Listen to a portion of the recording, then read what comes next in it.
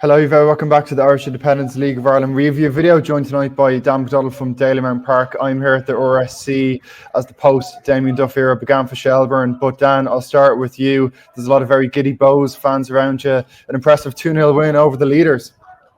Yeah, like it is. It's a bit noisy here. It's a giddy noisy. It's been different kind of noisy at times here this year. But look, if they were dominant tonight, Bohs. 9 points off the top now, 2 games in hand. I mean, look, there's always going to be a giddiness after a result like that. I mean, it's sort of a massive ask to sort of pull it back for to pull back a title race.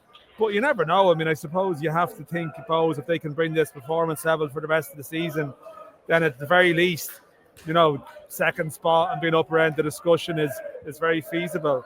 But they were brilliant from start to finish. Dale Rooney in the second minute, high energy, the false 9 again, very rotation, a lot of rotations in their movements, but fully deserved. Second goal before half time, all about Devoy and Tierney, James Clark, just quality all over the pitch. And Rovers, good in the second half at times, but never did enough to trouble Kasper Chiraska, as it gets a little bit noisy behind me here, as you can tell.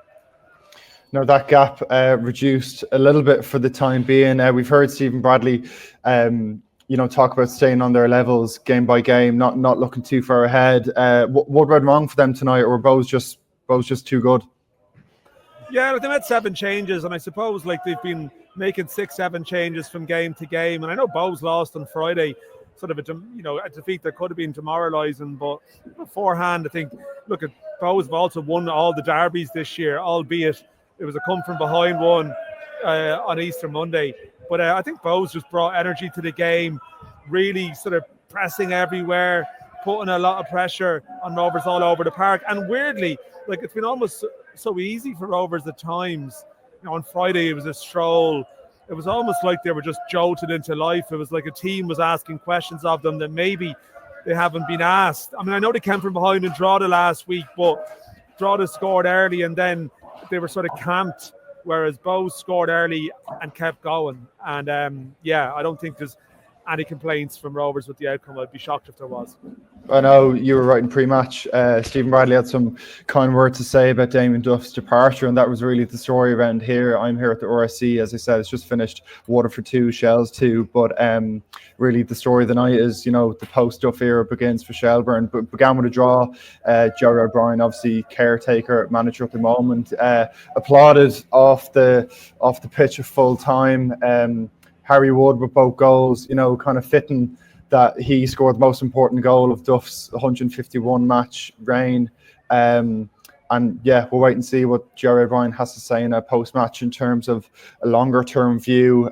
Shels enjoyed more of the ball after it went 2-2, but incredibly, when close to a late winner, not once but twice, James Norris and Dan Kelly. Dan Kelly smashing the bar with the last kick of the game, really, that would have really sent the travelling fans home happy. But I suppose, the story of the night is the post-Duff era begins for Shels with a draw.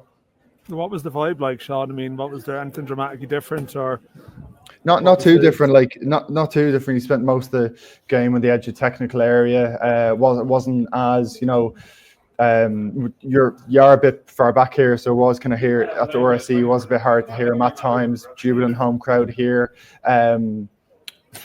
Travelling fans over the far side. I thought it was kind of interesting where Harry Wood got a second. He kind of got the ball in his hands, booted it up to the sky, and a little bit of a release of emotions. It's been such a whirlwind, just over 24 hours for them, and he seemed to just release those emotions a little bit. And the post-match scenes was an opportunity for the fans to release those emotions as well. It's been such a astonishing 24-30 hours for the club, and as I said, we'll wait and see what Jerry O'Brien has to say in terms of his long-term view now.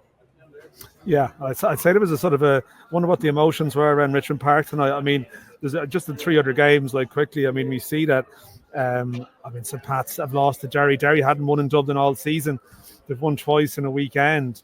And I mean, it's a sort of an extraordinary situation now where Pats have taken 30 points from 23 games, which is for them, it's criminal. I suppose the one thing, you look at Derry City now with that win, it's a huge success for them. Okay, we'll talk about the gap to Rovers. Okay, they're 11 points off Rovers, but it's more the fact that you look at Bohs and Derry are now, they've a little bit of a gap over Shels and Pats. Drogheda in the middle. We'll talk about that in a second. But those teams have the 2 games in hand on the European sides, and you got to think for Bohs and Derry, the league table looks very attractive for them. And just looking at the under end of the table, Dan, Sligo getting a big win away to Galway this evening. Both teams ending the game a man down. But Sligo, that's opened up the gap on Cork now. 4 points. They're still 9 off Waterford, but that's a pretty impressive result for John Russell's men. No, it's huge for them. Yeah, it's 4 points. I mean, obviously it was going to be bigger, and we'll talk about Cork City in a second. But yeah, huge for Sligo Rovers to get a win at home. Moses Dyer and John Mahon red carded at 1-1.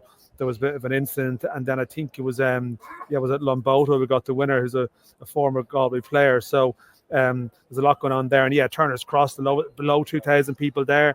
Just I think there was fans chanting about the ticket prices and a fraught mood. But Gennaro Daniels scores the 96th minute for Drogheda. It's a gutting result because so close for them to be in second and even taking a big step ahead of Shels and Pats from their perspective. But they get clawed back, and I think for Cork City a little bit of joy, but still a difficult situation. And Cork City on Pats on Friday, huge game.